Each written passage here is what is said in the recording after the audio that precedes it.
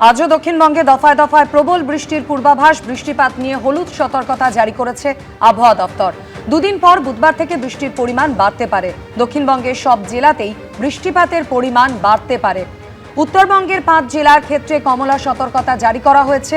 কোচবিহার এবং জলপাইগুড়ি জেলায় ভারী বৃষ্টিতে হড়পাবানের সতর্কতাও জারি করা হয়েছে।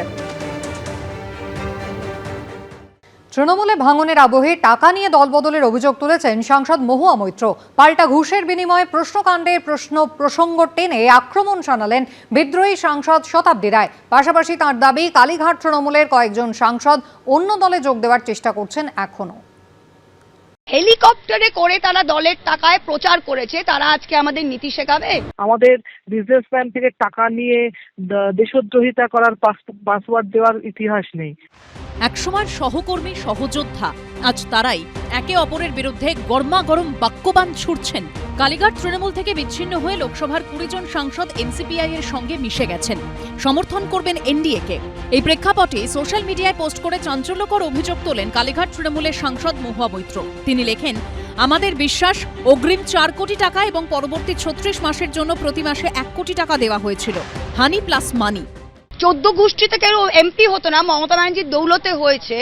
এমপির যত সুযোগ সুবিধা সবকিছু নিয়েছে। তারা আজকে তারা দাঁড়িয়ে বলুন যে কোন কারণে তারা এনডিএ কে সাপোর্ট করছেন। এই এমপি গুলো ওই 1 মাস আগে অবধি তারা কিন্তু গলা ফাটিয়ে বাজেট সেশনে ঝগড়া করতো যে আমি বলবো দলের হয়ে। পাল্টা তার বিরুদ্ধে আইনি পদক্ষেপের হুঁশিয়ারি দিয়েছেন বিদ্রোহী সাংসদরা। এই প্রেক্ষাপটে এবার মহুয়া মৈত্রের অতীত মনে করিয়ে তীব্র আক্রমণ শানালেন সাংসদ শতাব্দী রায়। আমাদের কোনো পার্লামেন্ট থেকে তাড়িয়ে দেওয়ার ইতিহাস নেই। আমাদের বিজনেসম্যান থেকে টাকা নিয়ে দেশদ্রোহিতা করার পাসওয়ার্ড দেওয়ার ইতিহাস নেই। আমাদের বাড়ি রেনোভেশনের জন্য বিজনেসম্যান থেকে টাকা নিয়ে দামি ব্যাগ কেনার ইতিহাস নেই। এদের ইতিহাস দুনিয়া জানে। কোন মুখে অন্যদের শিক্ষা দেয়, জ্ঞান দিতে আসে? গদ্দারির পাঠ পড়া এরা। স্বচ্ছতার ইতিহাস তো নেই এদের, চুরির ইতিহাস আছে। এমন কি মধু আছে যে রাজ্যসভার বিদ্রোহীরা ইস্তফা দেয় আর লোকসভার বিদ্রোহীরা অন্য কোনো পার্টিতে গিয়েও এমপি পোস্টটাকে আঁকড়ে রাখতে হয়? মধুটা কোথায়? তাহলে রাজ্যসভার বিদ্রোহ মডেল আর লোকসভার বিদ্রোহ মডেলটা কি করে আলাদা হচ্ছে? তৃণমূলের ভাঙনের নেপথ্যে সত্যি কি টাকার খেলা? এ নিয়ে এখন রাজনীতি সরগরম। এর মধ্যে ফের ভাঙনের জল্পনা উস্কে দিয়েছেন শতাব্দী রায়। কংগ্রেসের জন্য কজন পিছনে ঘুরছে সেটাও সবাই জানা উচিত। কংগ্রেসে যাওয়ার জন্য কজন হাত নাড়াচ্ছে। অন্য দলে পাত্তা পাচ্ছে না, অন্য দল নেবে না কয়েকজনকে, তারা এইসব করে বেড়াচ্ছে।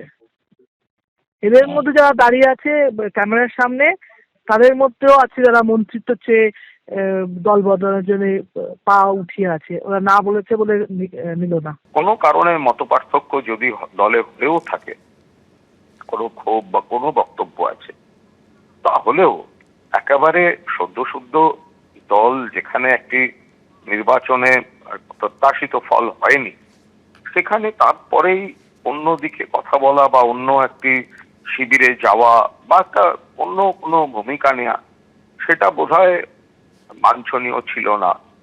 লোকসভায় তৃণমূলের 28 জন সাংসদের মধ্যে 20 জন এনসিপিআই এর সঙ্গে মিশে গেছেন। এখনো পর্যন্ত কালীঘাট তৃণমূলের হাতে রয়েছে 8 জন সাংসদ, আর রাজ্যসভায় তৃণমূলের 13 সাংসদের মধ্যে 3 জন পদত্যাগ করেছেন। কোয়েল মল্লিকের ইস্তফা নিয়েও চলছে জল্পনা। কৃষ্ণেন্দু অধিকারী ও হিন্দলদের রিপোর্ট, এবিপি আনন্দ। এদিকে তৃণমূলের সংখ্যালঘু সেলের রাজ্য সভাপতির পদ ছাড়লেন মোশাররফ হোসেন। দলীয় পদে ইস্তফা দেওয়ার পরে ইটাহারে তৃণমূল বিধায়কের মুখে শোনা গেল মুখ্যমন্ত্রী শুভেন্দু অধিকারীর উন্নয়নে সামিল হওয়ার বার্তা। কালীঘাট তৃণমূল ছেড়ে ঋতব্রত তৃণমূলে যাওয়ার জল্পনা জিইয়ে রাখলেন ইটাহারের তৃণমূল বিধায়ক। আমি আগেই বলেছিলাম, আজকে আমি এটা বলছি, আমি রাজ্যসভা সংখ্যালঘু পদ আমি রাখছি না। আমি পার্টিকে বলেও দিয়েছি। তৃণমূলের ভাঙন যেন আর থামছে না। এবার তৃণমূলের সংখ্যালঘু সেলের রাজ্য সভাপতির পদ থেকে ইস্তফা দিলেন ইটাহারের তৃণমূল বিধায়ক মোশাররফ হোসেন। তৃণমূলের টিকিটে পরপর 2 বার উত্তর দিনাজপুরের ইটাহারের বিধায়ক হয়েছেন তিনি। আর দল ক্ষমতা থেকে সরে যেতেই উত্তরবঙ্গেরই তৃণমূল নেতার মুখে শোনা গেল অন্য সুর। উস্কে দিলেন কালীঘাট তৃণমূল থেকে ঋতব্রত তৃণমূলে পা বাড়ানোর জল্পনাও। শোনা যাচ্ছে আপনি সংখ্যালঘু সেলের রাজ্য সভাপতি পদ থেকে পদত্যাগ করেছেন। তখন অনেকগুলো সুযোগ সুবিধা ছিল, পার্টি করার ক্ষমতায় থাকে, ভালো না দাঁড়াতে পারলে বর্তমান পরিস্থিতিতে তো ওদের থাকা না থাকা একই ব্যাপার। তৃণমূলে দুটো লবি হয়ে গেছে সরাসরি, একটা কালীঘাট লবি, একটা ঋতব্রত লবি। আপনি কোন লবিতে আছেন? নিশ্চয়ই সময় পথ বলবে। আগামী দিনে ঢুকবেন ঋতুব্রত দলে? ওনাদের সঙ্গে কথা হয়েছে, নিশ্চয়ই দেখছি কোনটা কি হবে, সময় বলবো নিশ্চয়ই।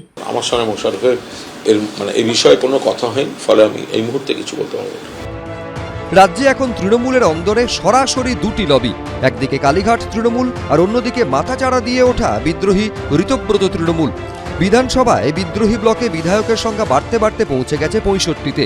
গত শুক্রবার তৃণমূলের বিদ্রোহী বিধায়কদের প্রশিক্ষণ দিতে দেখা গেছে একসময় মমতা বন্দ্যোপাধ্যায়ের পরম আস্থাভাজন ফিরহাদ হাকিমকে। এইভাবে তৃণমূলের আড়াআড়ি বিভাজন আর লবি যুদ্ধ নিয়ে খোঁচা দিয়েছে বিজেপি। একটা সমস্ত ক্রিমিনালগুলো একটা দল চালাতো, সেই দলটার নাম তৃণমূল কংগ্রেস। এটা দীর্ঘদিন ক্ষমতার বাইরে থাকার মতো এদের মন মানসিকতা বা সাহস কিছুই নেই। মমতা ব্যানার্জির এখন ভাবা উচিত কাদেরকে নিয়ে তিনি দল করতেন। এর আগে গত 12 জুন মালদায় মুখ্যমন্ত্রী শুভেন্দু অধিকারীর ডাকা প্রশাসনিক বৈঠকে যোগ দিতে দেখা গিয়েছিল ইটাহারের তৃণমূল বিধায়ককে। এবার রাজ্যের নতুন মুখ্যমন্ত্রীর দরাজ প্রশংসা শোনা গেল তৃণমূল বিধায়ক মোশাররফ হোসেনের মুখে। উনি উন্নয়নটা ভালো বুঝেন, মানে আমাদের কর্মীদের জন্য, আমাদের মাপের নেতাদের জন্য ভালো একজন লোক। আমি মালদার মিটিংয়ে গেছিলাম, বিধানসভাতেও আমার কথা হয়েছে, আর আগামীতেও ভবিষ্যতেও বিভিন্ন ব্যাপারে ওনার সঙ্গে কথা হয়। মাননীয় মুখ্যমন্ত্রীর সঙ্গে কথা বলে সব সিদ্ধান্তগুলো হবে। কারণ একজন বিধায়ক, তার সাথে পশ্চিমবঙ্গের মুখ্যমন্ত্রীর সম্পর্ক থাকাটা স্বাভাবিক, কিন্তু সেটা ভালো না খারাপ সেটা তো মোশাররফ হোসেনের মুখ্যমন্ত্রী বলতে পারবেন। আগামী দিনে ইটাহারের তৃণমূল বিধায়ক কোন পথে হাঁটেন এখন সেটাই দেখার। সুদীপ চক্রবর্তী, হিন্দল দে, এবিপি আনন্দ। সই জালিয়াতি কাণ্ডে কালীঘাট তৃণমূল এবং ঋতব্রত তৃণমূলের মধ্যে চাপানোতর শুরু হলো। শোভনদেব চট্টোপাধ্যায়ের অভিযোগ, অধ্যক্ষের কাছে যারা অভিযোগ করেছেন তারাই সই জাল করেছেন। তদন্তে সত্য সামনে আসবে, পাল্টা বলেছেন অভিযোগকারী বিধায়ক সন্দীপন সাহা। যারা করেছেন, কমপ্লেন করতে গেছেন স্পিকারের কাছে, তারাই এগুলো করে দিয়ে গেছেন। আচ্ছা, রেজলিউশন বুক শোভনদেব বাবুর বাড়িতে কেন? বিধানসভায় সই জালিয়াতি কাণ্ডে এবার কালীঘাট তৃণমূল ও ঋতব্রত তৃণমূলের মধ্যে চাপানোতর শুরু হলো। শনিবারই এই মামলার তদন্তে বালিগঞ্জের তৃণমূল বিধায়ক শোভনদেব চট্টোপাধ্যায়ের বাড়িতে যায় সিআইডি। সূত্রের দাবি, রাজ্যের গোয়েন্দাদের হাতে একটি রেজলিউশন কপি তুলে দেন তিনি। সই জালিয়াতি কাণ্ডের তদন্তে নেমে এই রেজলিউশন বুকের খোঁজই চালাচ্ছিলেন রাজ্যের গোয়েন্দারা। একাধিক বিধায়কের সঙ্গে কথা বলা, অভিষেক বন্দ্যোপাধ্যায়কে দুবার ম্যারাথন জিজ্ঞাসাবাদ, কুণাল ঘোষের মুখোমুখি বসেও জিজ্ঞাসাবাদ থেকে শুরু করে আসল রেজলিউশন বুকের খোঁজে মমতা বন্দ্যোপাধ্যায়ের বাড়ি লাগোয়া পার্টি অফিসেও তল্লাশি চালিয়েছেন সিআইডি আধিকারিকরা, কিন্তু তখন কোনো রেজলিউশন বুক তাদের হাতে আসেনি। এই প্রেক্ষাপটে শনিবার শোভনদেব চট্টোপাধ্যায়ের বাড়িতে যান সিআইডির তদন্তকারীরা। সূত্রের খবর, শনিবার শোভনদেব চট্টোপাধ্যায় তিনি একটি রেজলিউশন বুকের কপি তুলে দেন সিআইডির হাতে। সেটাই আসল কিনা সেই সমস্ত বিষয়টা সিআইডির দাবি তারা খতিয়ে দেখছেন। পাশাপাশি এই প্রসঙ্গে 3 জন বিধায়ক তারা হাতের লেখা নমুনা পরীক্ষা করার জন্য আদালতের কাছে তাদের হাতের লেখা নমুনা দিয়েছেন। তাদের সই জাল করা হয়েছে কিনা সেই সমস্ত বিষয়টা জানার জন্য আসল রেজলিউশন বুকের কপিটা অত্যন্ত প্রয়োজন সিআইডির কাছে। আচ্ছা, রেজলিউশন বুক শোভনদেব বাবুর বাড়িতে কেন? ওনার বাড়িতে তো পার্টি অফিস নয়। তো তার মানে যেদিন সিআইডি গেছিল কালীঘাটের বাড়িতে, যেইখানে মিটিংটি হয়েছে, সেখান থেকে রেজলিউশন বুকটা সরিয়ে নেওয়া হয়েছে। তার মানে এটাই তো অর্থ দাঁড়ায়, যদি সব কিছু পরিষ্কার থাকে, পরিচ্ছন্ন থাকে, তাহলে ডকুমেন্ট সরাবার প্রয়োজনটা কেন আসছে? একদিকে যেমন তদন্ত চলছে, অন্যদিকে তেমন দোষারোপের পালা শুরু হয়েছে কালীঘাট তৃণমূল ও ঋতব্রত তৃণমূলের মধ্যে। শনিবার সই জালিয়াতি কাণ্ডের নেপথ্যে ঋতব্রত তৃণমূলকে দায়ী করেন শোভনদেব চট্টোপাধ্যায়। অবিশ্বাসের জায়গায় ছিল না কেউই, আমরা সকলকে বিশ্বাস করে মিটিংয়ে ডেকেছিলাম। তারা কারা করে দিয়ে গেছে, যারা তাড়াতাড়ি চলে গেছে জাল সইটা করে দিয়েই চলে গেছেন সোজাসুজি স্পিকারের কাছে। 19 তারিখে যে মিটিংটি ছিল, সেই মিটিংয়ে 6 তারিখের ডেটে কেন সিগনেচারটা করাতে হলো? তো সেখানে ব্লক লেটারে নাম লেখাতে হলো কেন? এই প্রশ্নের উত্তর তাকে দিতে হবে। উনি আজকে ব্যাপারটাকে ঘোরাবার চেষ্টা করছেন, কারণ বিষয়টা তদন্ত হচ্ছে এবং এই তদন্তর মধ্যে দিয়ে আগামী দিন পরিষ্কার বেরিয়ে আসবে যে সমস্যাটা কি হয়েছিল এবং কার কি ভূমিকা ছিল। বিধানসভা ভোটে ভরাডুবির পর বিরোধী দলনেতা হিসেবে শোভনদেব চট্টোপাধ্যায়কে বেছে নেওয়া হয়েছে বলে অধ্যক্ষকে চিঠি দিয়েছিলেন অভিষেক বন্দ্যোপাধ্যায়। তারপর অধ্যক্ষের নির্দেশে বিধায়কদের সই সহ একটি চিঠি পাঠান অভিষেক বন্দ্যোপাধ্যায়, যেখানে 70 জন বিধায়কের সই ছিল। তার মধ্যেই একাধিক সই জাল বলে অভিযোগ ওঠে। যে মামলারই তদন্ত করছে সিআইডি, এখন আসল রেজলিউশন বুক হাতে পেলেই জল আর দুধ আলাদা হয়ে যেতে পারে বলে মনে করছেন বিশেষজ্ঞরা। অরিত্রিক ভট্টাচার্য ও পার্থপ্রতিম ঘোষের রিপোর্ট, এবিপি আনন্দ।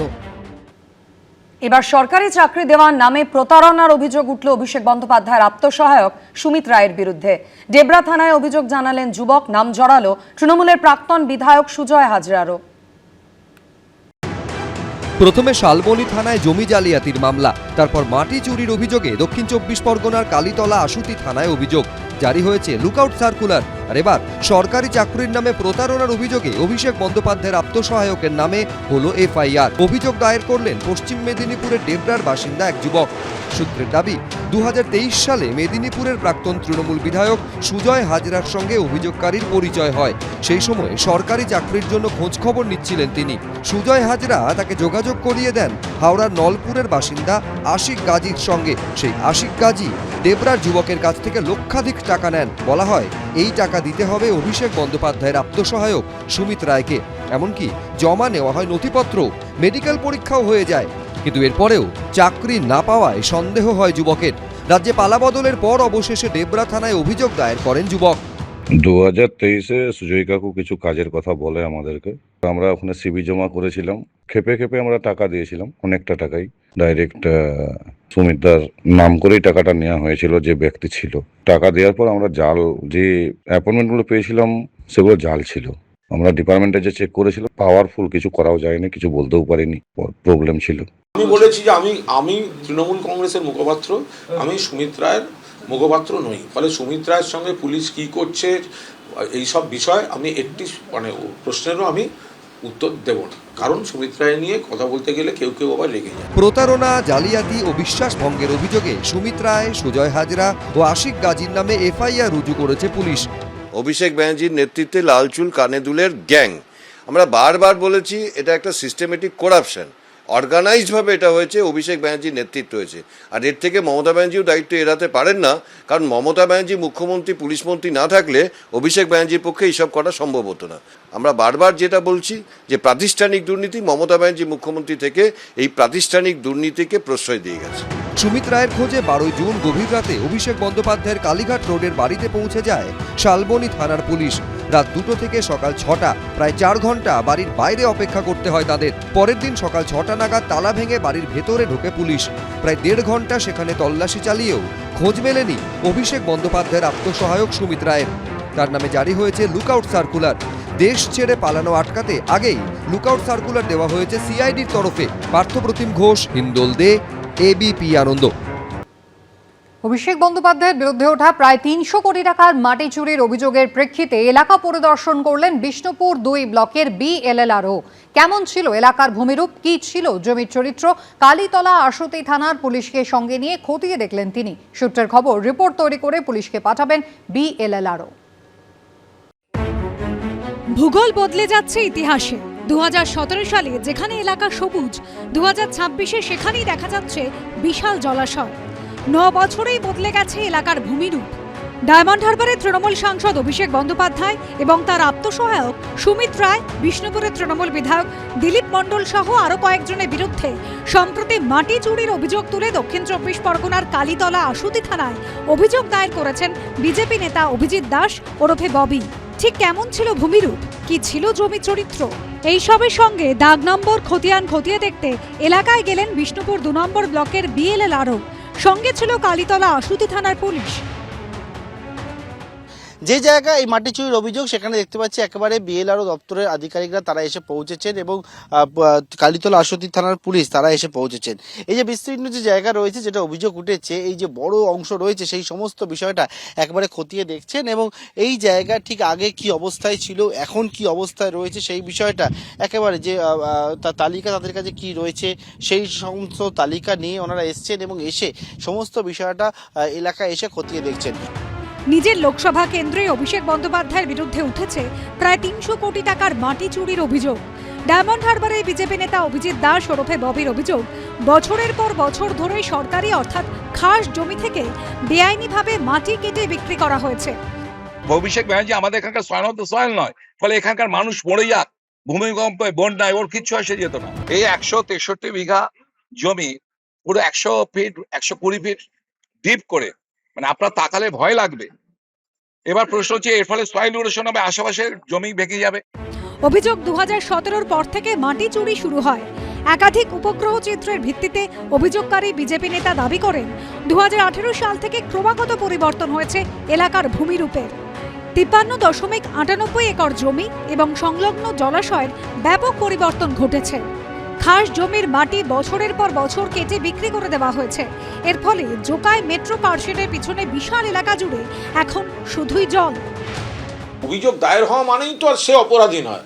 অভিষেক বন্দ্যোপাধ্যায় বা তৃণমূলের বিভিন্ন নেতাদের টার্গেট করে যেসব অভিযোগগুলো হচ্ছে, এটা তো একদম অধিকাংশ হ্যারাস করার জন্য। দেখুন, আমি মেরিট নিয়ে কোনো মামলার কথা বলবো না, সেটা সত্যি না মিথ্যা এইসব নিয়ে আমি কোনো কথা বলতে যাব না, কিন্তু আমি এটা অবশ্যই বলবো টাইমিংটা নিয়ে একটা প্রশ্ন, যে এই সময় যদি ঝাঁকে ঝাঁকে মামলা হয় তাহলে তার রাজনৈতিক উদ্দেশ্য প্রণোদিত বিষয় থাকবে।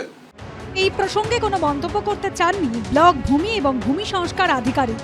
সূত্রের খবর, রিপোর্ট তৈরি করে পুলিশকে পাঠাবেন তিনি। পার্থপ্রতিম ঘোষ ও গৌতম মণ্ডলের রিপোর্ট, এবিপি আনন্দ। এবিপি আনন্দ, এগিয়ে থাকে, এগিয়ে রাখে।